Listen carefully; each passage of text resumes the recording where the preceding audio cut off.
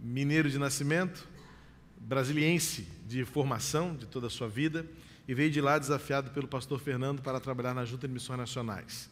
Ali nos conhecemos, e por meio desta nossa amizade, ele conheceu a igreja e tem decidido ele, a sua esposa e a filhinha Ana Vitória, sua esposa Samara e a filhinha Ana Vitória, a tornarem-se membro aqui em nossa igreja. Na verdade, ele vai dizer, depois ele vai listar, tem uma lista, né, Fabrício, de gente que o Senhor tem nos dado da equipe de Missões Nacionais para fazer parte da nossa igreja, e isso tudo vem confirmando no nosso coração, como liderança da igreja, que o caminho que temos adotado na obra missionária é um caminho sem volta, de cada vez realizar mais e mais para aquilo que Deus tem falado ao nosso coração, como o ID, a começar aqui onde nós estamos. O pastor Fabrício já nos abençoou no primeiro culto e vai nos falar agora no segundo, e eu desejo em nome do Senhor Jesus que ele seja abençoado para a sua vida, como foi abençoado no primeiro culto desta manhã. Seja bem-vindo, querido, mais uma vez.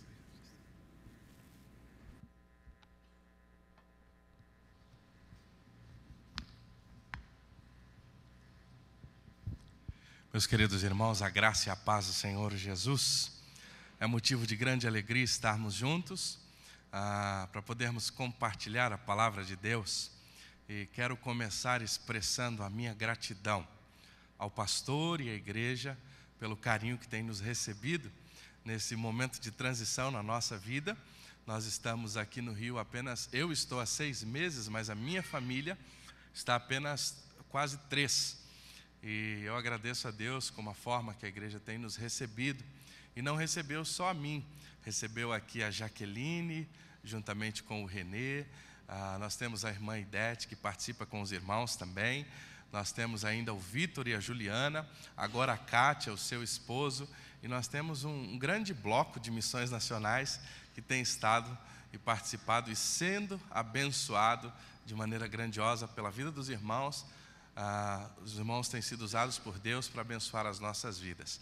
E nós agradecemos a Deus pela vida do pastor Purim, que tem nos pastoreado, tem cuidado de nós. Muitas vezes nós somos membros não tão frequentes, devido a essa nossa correria.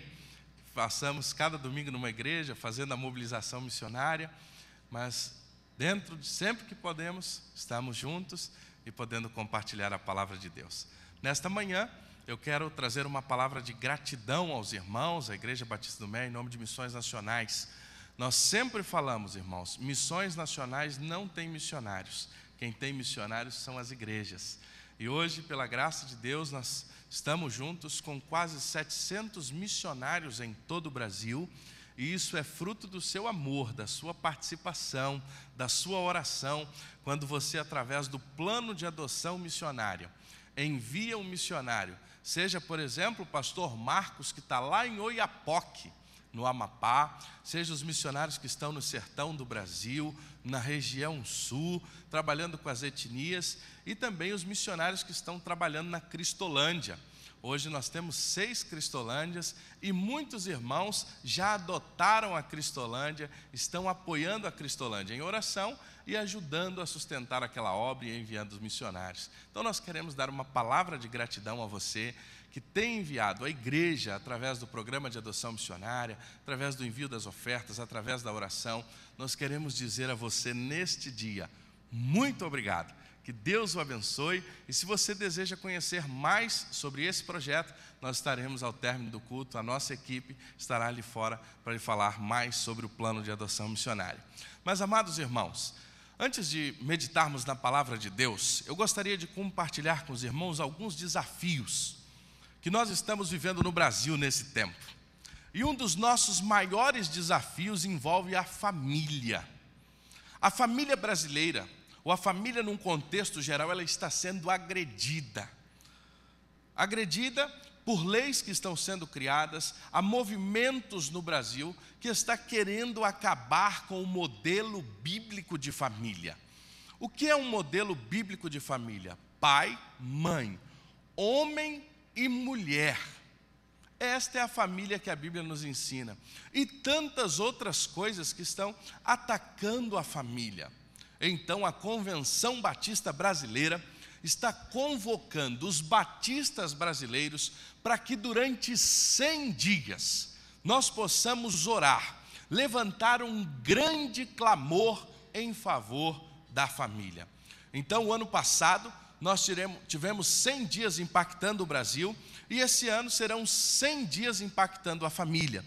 Há um livro devocional que com toda certeza vai abençoar grandemente a sua vida. Nós estamos buscando a restauração do culto doméstico, a família orando juntas, lendo a palavra de Deus, sentando para orar, compartilhar.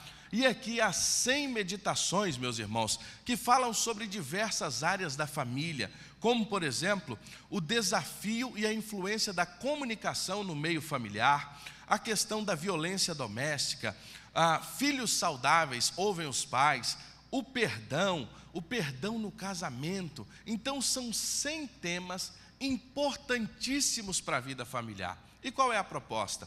Durante 100 dias, nós orarmos. E agora, pastor Reinaldo, mais do que orarmos, esta campanha também propõe a campanha Jesus Transforma a Minha Família, que é o quê? Durante 100 dias, você vai estar orando por 10 familiares que ainda não conhecem a Jesus.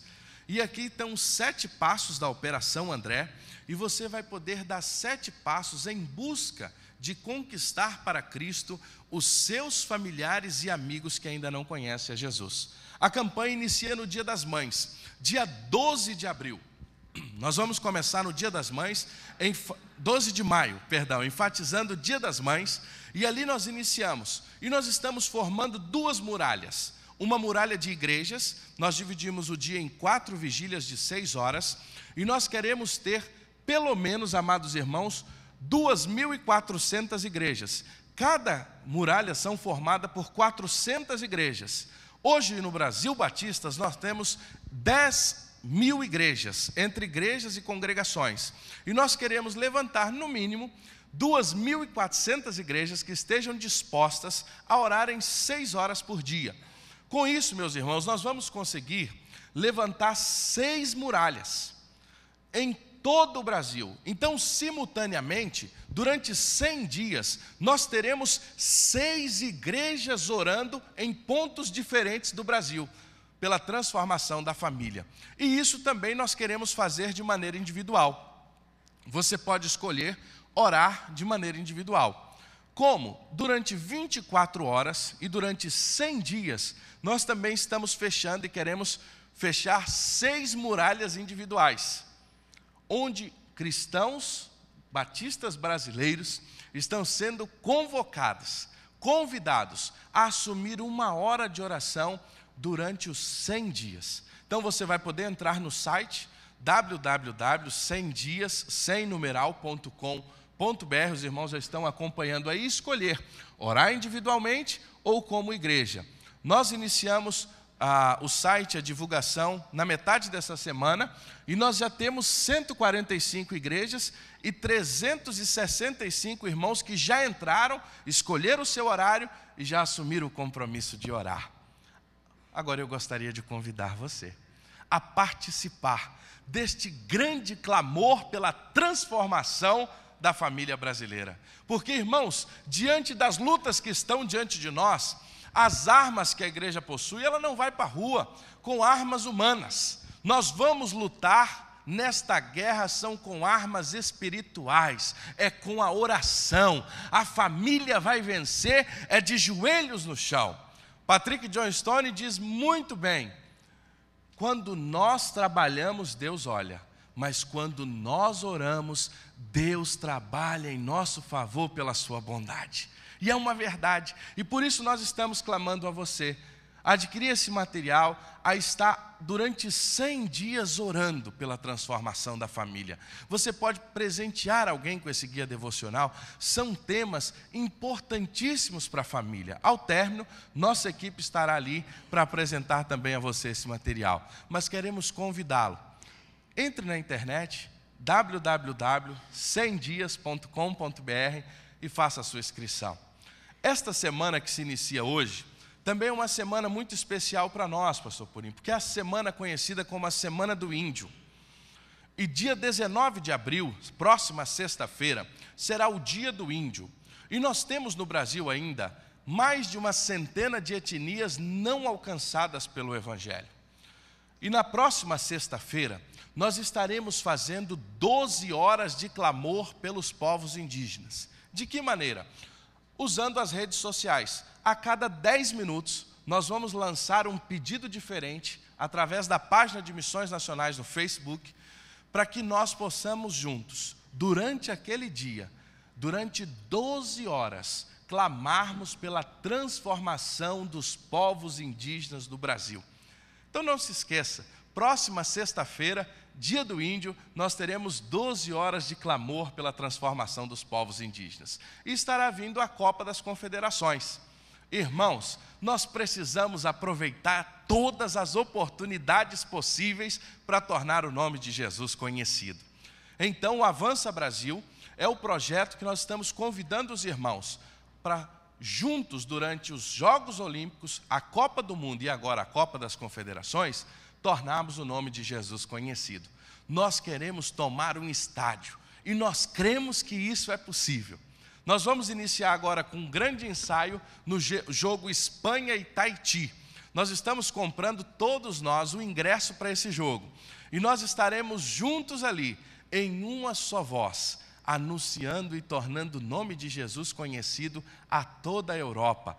O berço do cristianismo, hoje onde o cristianismo tem sido tão apagado, a frieza espiritual, e nós queremos aproveitar estas oportunidades. Não foi à toa, amados irmãos, que Jesus está nos permitindo nesse tempo receber no Brasil os maiores eventos do mundo. É para que nós possamos glorificar o seu nome, é para que a igreja brasileira torne o nome de Jesus conhecido às nações. Então está diante de nós alguns desafios: os 100 dias orando pela família, orarmos pelos índios e nos envolvermos ainda mais com os projetos de evangelização. Porque, irmãos, nós somos discípulos de Jesus. E cabe ao discípulo de Jesus obedecer o seu mestre. E ele nos deu uma ordem: ide por todo o mundo, pregai o evangelho a toda a criatura, batizando e ensinando a guardar o que eu vos tenho ensinado. E eis que estou convosco todos os dias, até a consumação dos séculos. Eu quero convidar você nesta manhã a abrir a sua Bíblia em 2 textos. O primeiro deles, João 12. Se você deseja maiores informações sobre esses projetos, nós vamos estar lá fora à sua disposição. João 12, 24 a 26. E depois nós vamos para Lucas 9, 57 a 61. João 12, 24 a 26 diz assim: em verdade vos digo, se o grão de trigo caindo na terra não morrer, fica ele só, mas se morrer, produz muito fruto. Quem ama a sua vida, perde-a, mas aquele que odeia a sua vida neste mundo, preservá-la-á para a vida eterna. Se alguém me serve, siga-me. E onde eu estou, ali estará também o meu servo. E se alguém me servir, o Pai o honrará. Na NVI diz: quem me serve precisa seguir-me. E onde estou, o meu servo também estará. Aquele que me serve, o meu Pai o honrará. Meus irmãos, ao ler esse texto, nós ficamos impactados com as palavras de Jesus, onde Jesus nos mostra e nos faz uma afirmação que muitas vezes nos assusta, onde ele diz: digo-lhes verdadeiramente, que se o grão de trigo não cair na terra e não morrer, continuará ele só, mas se morrer, dará muito fruto. É preciso morrer para viver. Morrer para frutificar é a proposta de Jesus. Parece um contrassenso quando lemos João 10, 10. Eu vim para que tenham vida e vida em abundância. E Jesus, meus irmãos, de fato ele veio para dar vida, mas a vida que ele nos oferece, ela começa com a morte do nosso eu. É impossível ter vida, sermos discípulos de Jesus, se não morrermos. Ele mesmo afirmou em outro evangelho, dizendo: quem acha a sua vida a perderá, e quem perde a sua vida por minha causa a encontrará, diz Mateus 10:39. Sendo assim, aquele que deseja tornar-se um verdadeiro discípulo, necessita estar consciente desta verdade. Um comentarista do Novo Testamento fez a seguinte afirmação: a cruz não é apenas um símbolo de salvação para o homem, mas uma maneira de viver para todo discípulo de Jesus. Tenho plena convicção que quando ouvimos uma mensagem sobre a morte, infelizmente não é o que nós mais gostamos de ouvir. Nós vivemos um tempo onde a teologia da graça barata, como nos ensina Bonhoeffer, em seu livro Se Não Morrer, Fica Só, tem tomado conta do nosso tempo. Uma teologia que nos leva a crer que ser cristão é um sinônimo de riquezas materiais, prosperidade, bem-estar, uma vida sossegada, sucesso a todo custo, mas um evangelho sem cruz, conversão sem arrependimento e uma fé sem ação. Não é esse o evangelho que Jesus ensina. Não é esse o evangelho da graça de Deus. Quando nós olhamos para a palavra de Deus, nós vamos notar dizendo, Jesus sendo claro: aquele que quiser vir após mim, negue-se a si mesmo, tome a sua cruz e siga-me. A proposta de Jesus é totalmente contrária a muita coisa que tem sido pregada. E aí nós vamos entender de maneira clara que nós só poderemos ser discípulos multiplicadores de Jesus no momento em que nós enfrentarmos a morte do nosso eu. O próprio Jesus foi o exemplo. Ele deu a sua própria vida. Ele usou esta figura do grão de trigo para nos explicar de maneira a sua própria morte. E quando nós olhamos o contexto desse texto, nós vamos notar que Jesus está chegando a Jerusalém, e ali Jesus sabia que ele estaria entregando a sua própria vida em favor de todos nós. Mas Jesus morreu para nos dar vida. A sua morte nos trouxe vida. Kate Phillips, no seu livro A Formação de um Discípulo, ele diz que discípulo é um aluno que aprende não somente as palavras do seu mestre, mas ele aprende os seus atos e o seu estilo de vida com o objetivo de ensinar a outros. Então, ser discípulo de Jesus é muito mais que saber as suas palavras, mas é também morrer como ele morreu. É dar a nossa própria vida em favor de outros, é morrer as nossas próprias vontades, para que a vontade de Deus seja expressa através de nós. É um chamado radical. É muito mais que aderir a uma igreja, é muito mais do que uma troca de religião. É conversão, é transformação, é vida discipular. É um a um. É o que o nosso querido pastor Pedro escreve hoje de maneira brilhante na sua pastoral, falando sobre fábrica de Cristos. Que texto fantástico. Meus irmãos, por isso Jesus foi claro: se o grão de trigo não morrer, ele não pode dar fruto. Morrer para viver. Mas o que seria este morrer? Como nós poderíamos morrer então? Pastor, do que o senhor está falando? Lucas capítulo 9 nos fala sobre isso. Quero convidar você a ir a Lucas 9.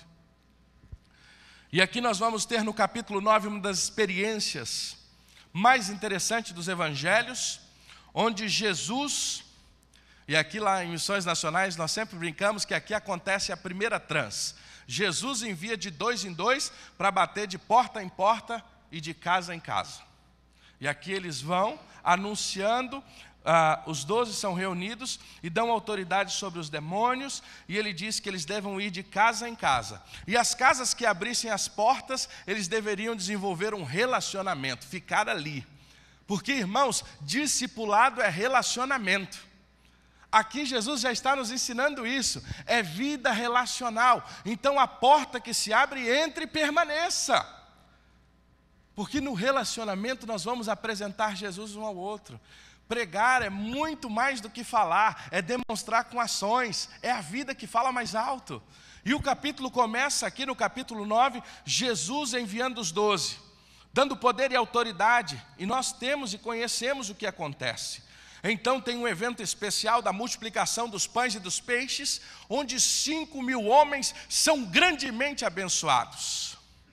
E aí tem um dos textos mais belos da Bíblia, onde Jesus chega e pergunta aos seus discípulos: quem dizem os homens que eu sou? Aí Pedro responde de maneira maravilhosa, verso 20: tu és o Cristo, o Filho de Deus.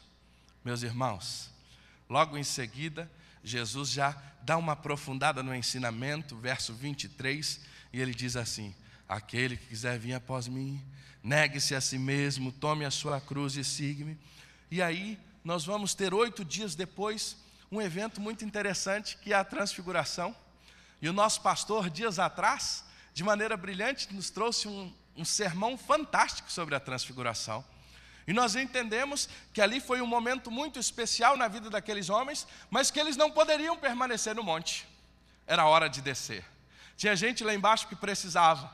E ali eles encontram o pai daquele jovem lunático, que aquele homem clamava, estava vivendo um momento terrível na sua vida. Imagine, quem é pai sabe, ter um filho nessa situação. Nós, quando os nossos filhos já passam situações bem mais simples, nós já ficamos perturbados. Imagine esse homem que desde a infância viu seu filho se jogar no fogo, na água, e ele se definhava, e os discípulos não tiveram condições de expulsar aquele mal que o atormentava, e ele vem até Jesus, e Jesus disse: se você tiver fé, tudo é possível ao que crê. Ele disse: Senhor, eu creio, mas me ajuda na minha incredulidade. Então Jesus abençoa a vida daquele jovem. E aí, meus irmãos, vem algo muito interessante. Depois de todas essas experiências, aquele grupo que estava com Jesus, vivendo tudo isso, começa uma discussão. Eles começam a discutir qual deles seria o maior do reino dos céus. Parece até brincadeira. Diante de tanta necessidade, diante de tanto trabalho, nós vamos discutir agora quem é o melhor dos discípulos, quem será o maior entre eles. Por quê, meus irmãos? Porque nós somos tentados, como seres humanos, sempre perder o foco da vida discipular. Sempre perder o foco do que é fazer discípulo, do que é ser discípulo. Então eles começaram a discutir quem é o maior entre nós. Aí Jesus nos dá uma lição de simplicidade, porque o evangelho é simples. Aí Jesus diz que aquele que dentre vós for o menor de todos, esse é que é grande.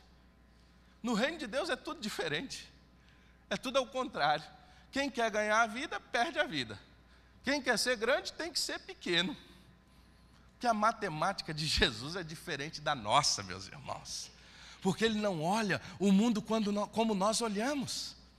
Então, Jesus dá essa lição a esses homens. E aí a gente pensa assim, aprender a lição. Mas logo em seguida tem outra situação que nos mostra que eles ainda não tinham entendido.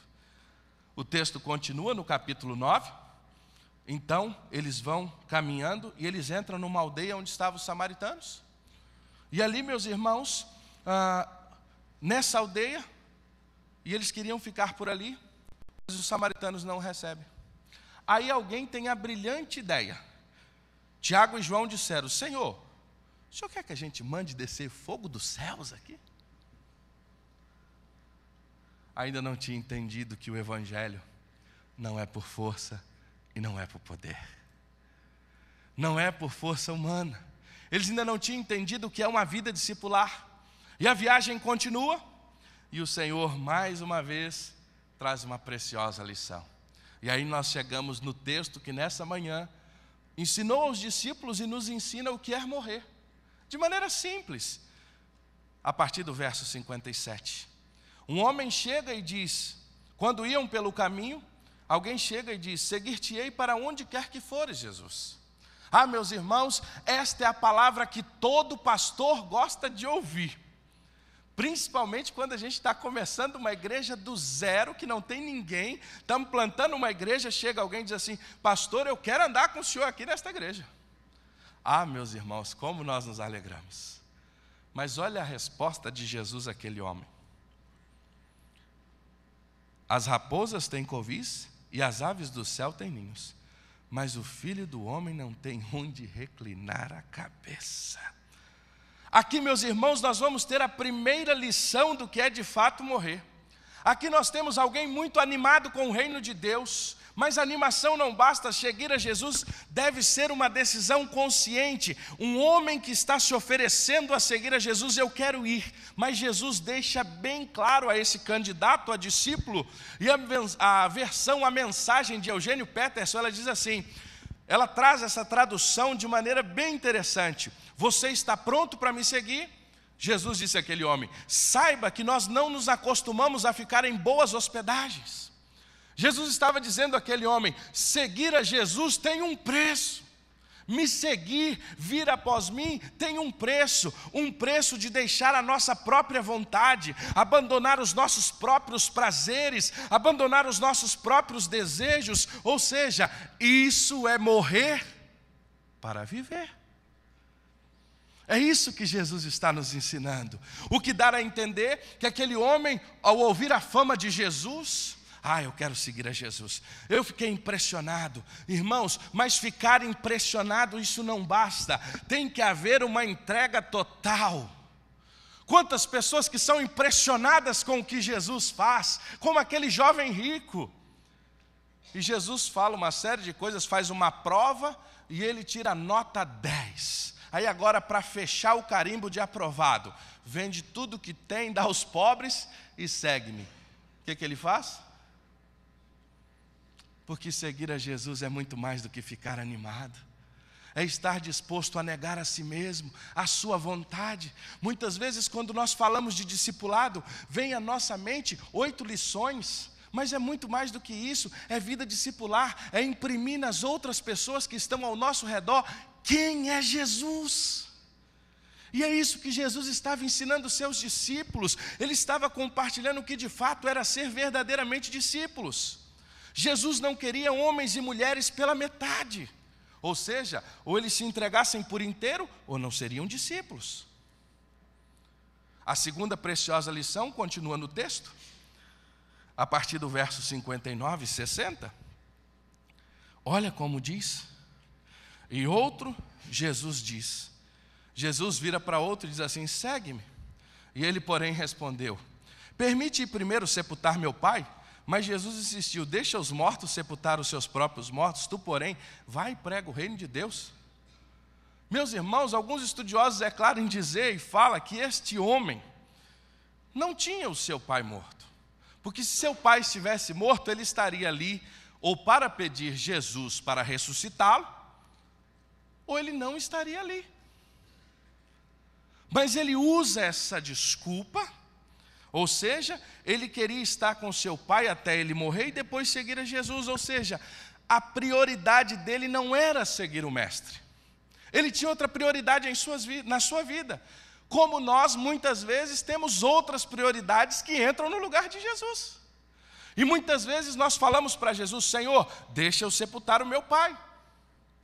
Nós colocamos diante de Deus outras prioridades, e morrer é colocar Jesus como primeira, única e exclusiva prioridade da nossa vida. É de fato vivermos Mateus 6,33. Buscai em primeiro lugar o reino de Deus e a sua justiça, e as demais coisas vos serão acrescentadas. Às vezes nós passamos anos e anos correndo atrás das demais coisas, levantamos cedo, dormimos tarde, e nós esquecemos que o Senhor dá os seus enquanto dorme. Ficamos agoniados, a ansiedade toma conta do nosso coração, queremos resolver as coisas com a nossa própria força. Ainda não entendemos que morrer é confiar plenamente em Jesus. Morrer é saber que Ele é que está cuidando de nós. Morrer não é colocar outras coisas como prioridade, mas é ter Jesus e a sua vontade como a minha maior, única e exclusiva prioridade.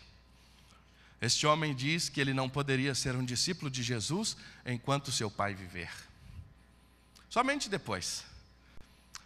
Quantas pessoas eu tenho conhecido que me respondem desta maneira, pastor, eu preciso me preparar primeiro. Você também já deve ter ouvido isso. Pastor, eu preciso me preparar. Nós nunca estaremos preparados para servir a Jesus, porque é Ele que nos faz seus discípulos. Há pessoas que têm muitas desculpas. Estávamos vindo de Curitiba para cá, agora começamos a evangelizar um senhor dentro do avião e começamos a falar de Jesus. Aí aquele homem disse assim: eu acho muito bonito. Estava eu e o pastor Diogo, um jovem que nós trabalhamos juntos. Ele disse assim: eu acho muito bonito 2 jovens pregando o evangelho. E ele cheio de... Mas meu irmão, não é isso. E quando tudo passar, nós perguntamos para ele: para onde vai a sua alma? Isso é o mais importante. Isso é o principal. É ter Jesus como prioridade. Mas muitas vezes aquele homem colocou uma série de barreiras. Ele disse: eu ainda não precisei de Deus, a minha vida está ótima, eu vou incomodar a Deus para quê? Quantas vezes nós não ouvimos isso? Nós entendemos nessa manhã que morrer para multiplicar e frutificar é, em primeiro lugar, entender o que é verdadeiramente ser discípulo. Não é apenas um oba-oba, tem um preço servir a Jesus. Aquele que quiser vir após mim, negue-se a si mesmo, tome a sua cruz e siga-me. Em segundo lugar, é ter Jesus como prioridade. E por fim, meus irmãos, nós temos aí algo que nos chama a atenção. O finalzinho desse texto. Verso 61. A outro lhe disse: seguir-te-ei, Senhor, mas deixa-me primeiro despedir-me dos de casa. E Jesus replicou: ninguém que, tendo posto a mão no arado, olha para trás, é apto para o reino de Deus. Eu gosto muito desse escritor, Kate Phillips. Ele fala muito sobre discipulado. E uma das suas frases que ele escreve em um dos seus livros que mais marcou a minha vida diz: Cristo não pode ser o Senhor da minha vida se eu for o Senhor dela. Cristo não será o Senhor da minha vida se eu for o Senhor dela. Eu não posso me tornar um discípulo sem morrer para mim mesmo me identificar com Cristo que morreu pelos meus pecados. E aqui Jesus está justamente mostrando isso. E Bonhoeffer, quando ele menciona num comentário sobre esse texto, ele diz: o discípulo que se prontificou a seguir a Jesus, ele não tem direito de escolha. Se ele quer ter direito de escolha, ele não é discípulo.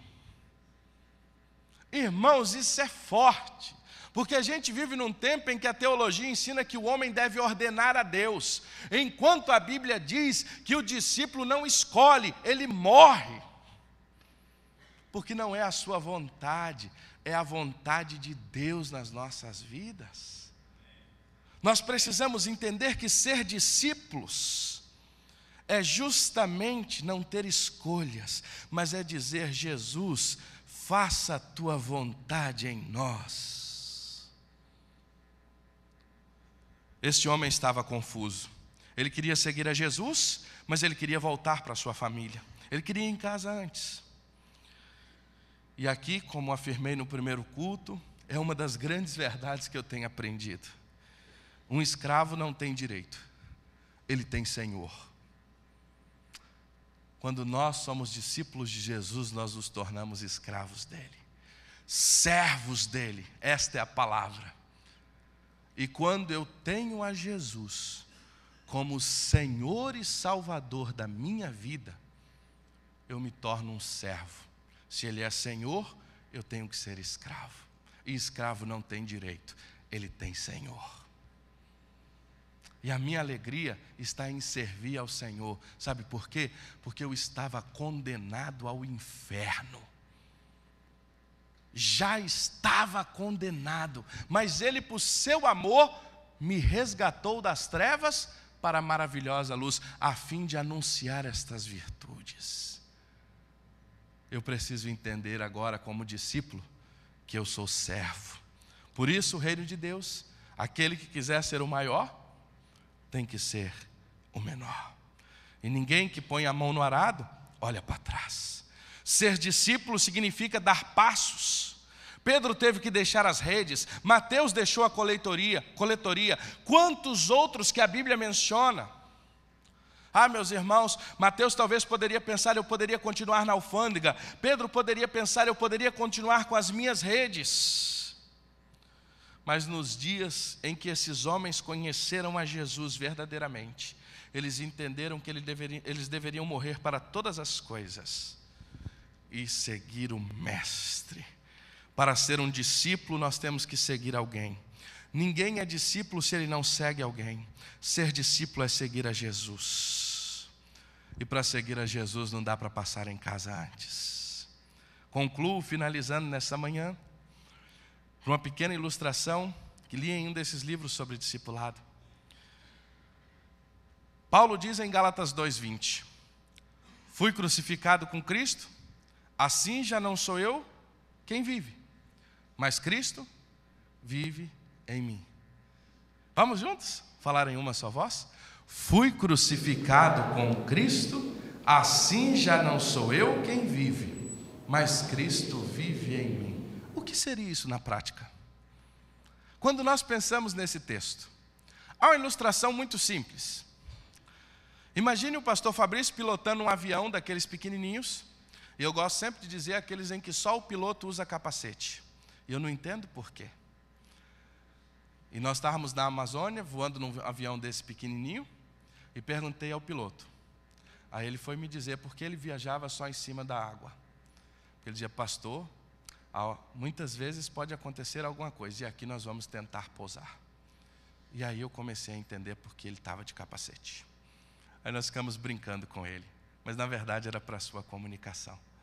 Imagine num avião, e de repente esse avião sobrevoando o rio, pá, cai. Quem morre? O piloto, pastor Fabrício. Vem então, a ambulância chega, vê os sinais vitais, ele está morto, ele morreu, acabou. É aquela notícia que todos nós um dia já ouvimos. E você lembra de fulano? Morreu. E de repente, quando eu estou morto, demora, vira o carro para buscar o corpo.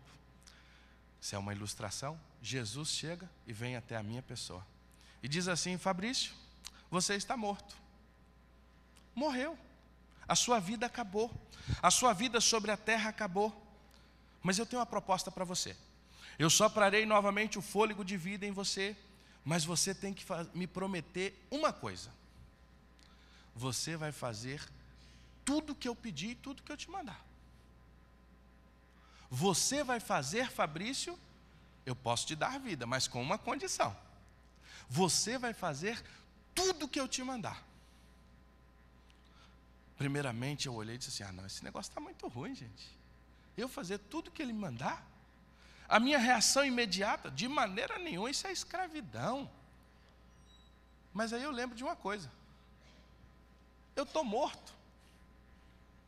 E morto não tem escolha. Morto não tem escolha. Então, rapidamente, eu concordo, e instantaneamente os meus pulmões, o meu coração e os demais órgãos voltam a funcionar. Eu nasci de novo. A partir daquele momento, não me importa mais nada, que tudo aquilo que Cristo me pedir, eu irei fazer com a maior alegria. Só por uma coisa: eu não tinha mais vida. Eu estava morto, eu não tinha mais chance, eu não tinha mais nem o que argumentar. Mas Ele veio e me deu vida. Essa ilustração na nossa vida é muito simples. Um dia nós estávamos mortos. Mortos nos nossos delitos e pecados. E a Bíblia diz que para nós já não tínhamos mais chance. O homem já está condenado. Mas então Jesus veio, morreu em nosso lugar e se apresenta diante de nós como nosso Senhor e como nosso Salvador. Cabe-nos agora dar uma resposta. Eu quero ter o Senhor como Senhor da minha vida. Mas ter a Jesus como Senhor da minha vida é ter a compreensão que a partir do momento que eu o recebo, eu terei que viver para a sua glória. É por isso que se um grão de trigo for jogado na terra e não morrer, ele vai ficar só. Que para ter vida é preciso morrer para frutificar. Morrer é ter muito claro em nosso coração que a vida cristã é uma vida de renúncia, é ter Cristo como prioridade, é não ter mais vontade própria. E termino dizendo que Jesus nunca exigiu algo de nós que Ele mesmo não praticasse. Tudo aquilo que Jesus nos ensinou e nos pediu para fazer, antes Ele foi e fez. Devemos calcular os custos e notarmos que vamos sempre, ao olhar o que Jesus fez por nós, nós estaremos dispostos a, de fato, viver para a sua glória. Porque tudo aquilo que Ele fez por nós não foi em vão. E agora nós devemos continuar. Continuar como discípulos, fazendo novos discípulos, trabalhando na seara do Senhor. E há uma canção muito bonita que diz: trabalhamos na seara do Senhor e o mundo fala que isso não tem valor. Mas Deus não se esquece e quando nos chama, nos dará riqueza eterna e um lugar de honra ao seu lar. Não é em vão, não é em vão. Jesus venceu a morte. Ele é o nosso Rei. O céu será por nós. Jamais nós andamos sós. Quem serve, quem prega, quem crê, não faz em vão. Porque Ele é o Senhor da nossa vida. Quero convidá-lo a curvar a sua cabeça.